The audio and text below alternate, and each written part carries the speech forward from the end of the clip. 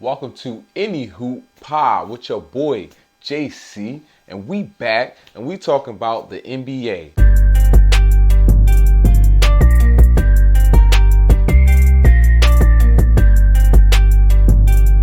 We back, man. The NBA Cup been going down. A lot of other games been going down. Besides the NBA Cup, it's been a lot going on since last week we talked to y'all. You feel me? Had to drop that episode on Thursday, and since then, the 76ers have acquired some more injuries. Joel Embiid has suffered another injury. He's out with a sinus fracture. They had to go out there and play without him last night against Charlotte, which was a good game, close game. Paul George actually came out hooping, and they got the W finally.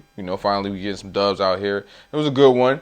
But yeah, Joel Embiid, he's gonna be out, timetable indefinite. He's gonna be reevaluated when they get back to Philly, and it's just good to see the team get a W without Joel Embiid out there on the court. And I kind of expected Paul George and Tyrese Maxey to spend a lot of time with each other on the court without Embiid, because this was kind of the whole thing. You feel me? We wanted Paul George clicking, and we wanted Tyrese Maxey to step up and take even a bigger leap this year. And that's kind of what we seen yesterday. They trying to get into their rhythm.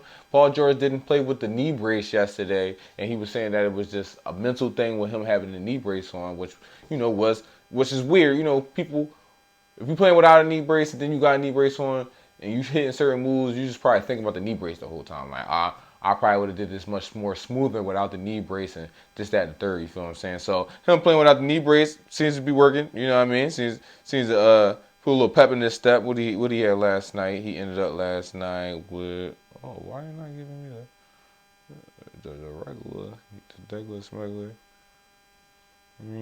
Hold on, y'all. Sorry. So 33. My man ended up with 33 last night. Maxey with 40 last night. Look, man, they look good. They did look good, you feel me? But it's Charlotte, so we ain't gonna go too crazy. But they did acquire some new injuries, so we're gonna be looking out for Joel Embiid and figuring out what his health gonna be looking like. Damn. But listen, Clay got his lick back. Y'all remember I was here a couple weeks ago talking about how, Steph Curry and his greatness, bro, and he just ruined the homecoming for Clay. Clay couldn't get the W. I'll be supporting the Mavericks, you feel what I'm saying? My guy Luka. But listen, Luka's back. You feel what I'm saying? He's back in MVP form. He dropped a 45-point triple dub that game. And then Clay ended up with 29. That's what he ended up with. Yeah, he ended up with 29, 7 from 11 from 3. The Mavericks won 8 out of their last 10. And they're looking like a team to beat in the West, bro. This is what I wanted them to look like at the beginning of the season. Despite the injuries, they back around. Luka is back in his MVP form. You feel what I'm saying? We still got more to do, though. You feel what I'm saying? He still got another gear to kick it up into. Kyrie playing like Kyrie. You feel what I'm saying? We all know Kyrie plays good. You feel me? Unless he playing Boston. So it's looking good out there. They looking like one of them teams to beat in the East.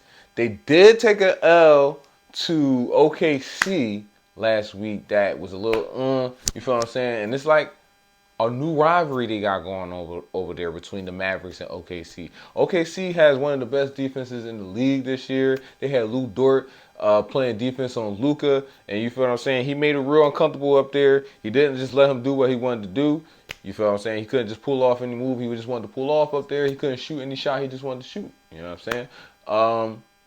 Luka don't like the physicality. You feel what I'm saying? He'll deal with it, but he don't like the physicality. Definitely in the regular season game, that's not him. You feel what I'm saying? He turned up the intensity when the stakes are high. So, he wasn't really feeling that, and they had a little back and forth going on over there between OKC and the Mavericks. That's a new rivalry we got going on over there. So I'm a little worried about the Mavericks because they're not the same Mavericks from last year. You feel what I'm saying? You can't just put Josh Giddey in the corner and just let him shoot.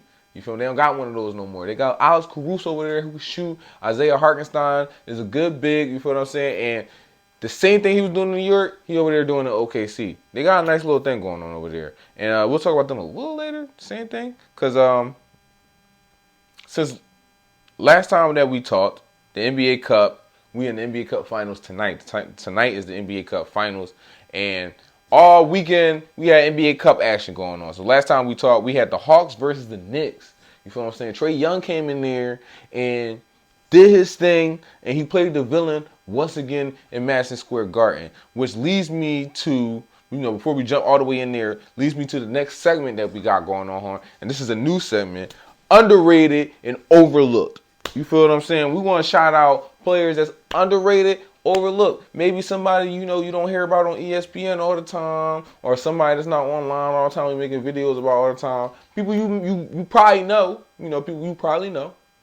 But at the same time, they don't get enough love. You feel what I'm saying? Especially if you're not going to be on a good team. Sometimes when you're not on a good team, your team not winning, they just, they don't even want to talk about you. You feel what I'm saying? But we're going to talk about you. We're going to talk about Trae Young. He leads the league in assists.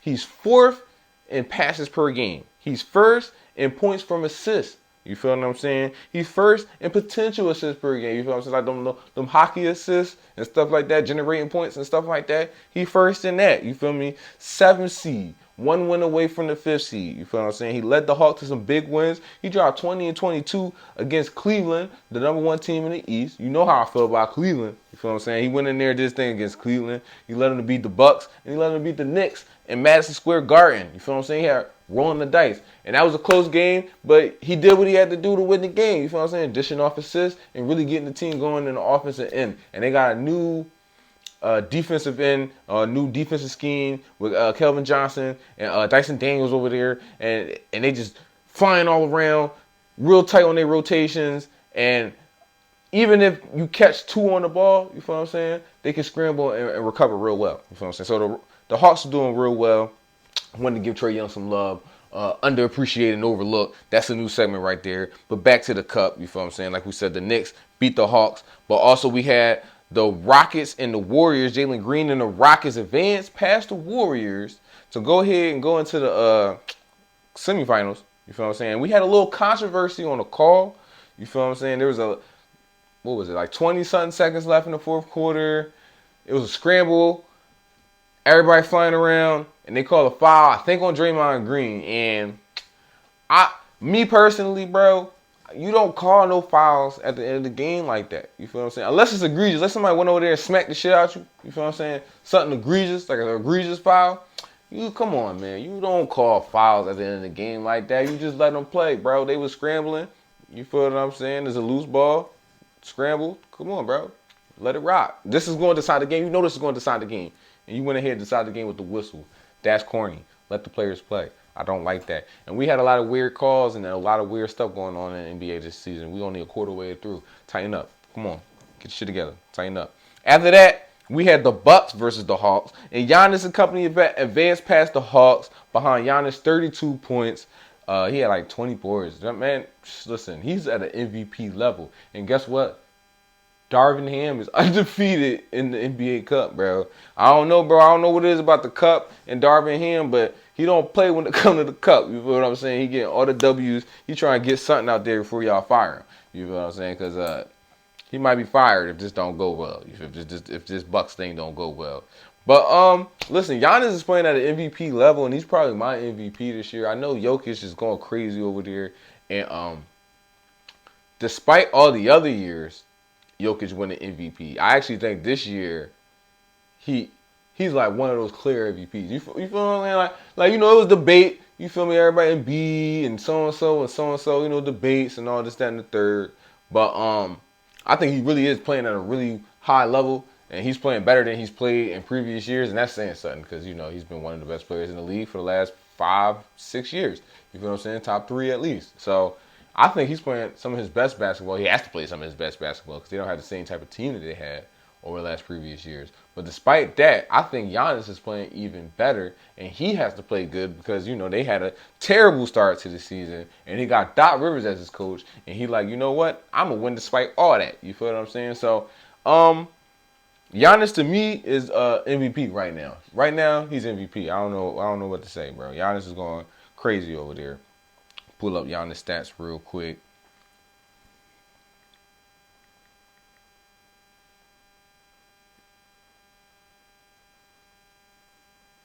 Giannis is averaging 32 points and 11 rebounds, 6 assists. Come on, bro. 12 rebounds for 11.5, like 12 rebounds for real.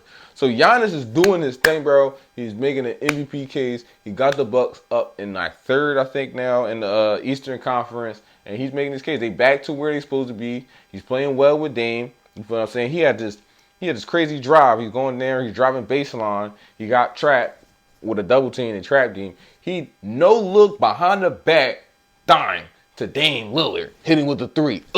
Dame time. You feel what I'm saying? It's because of him. He making stuff happen. You feel what I'm saying? I know he running dunk, man, but he trying to show y'all he doing more than running and dunking. He even hitting mid-range jumpers, bro. This looked like Blake Griffin when he went to Detroit and he was going crazy. This is what that looked like. You feel what I'm saying? But it's Giannis, so it's like magnified 10 times. You feel what I'm saying? So that's something that was crazy going on. So the Bucks advanced to the finals of the Cup. And then we had the Thunder and the Rockets, which was a really good matchup because I was trying to see what was going on. Rockets got maybe the second best defense in the league. OKC got the best defense in the league. Here's a stat about OKC that's crazy.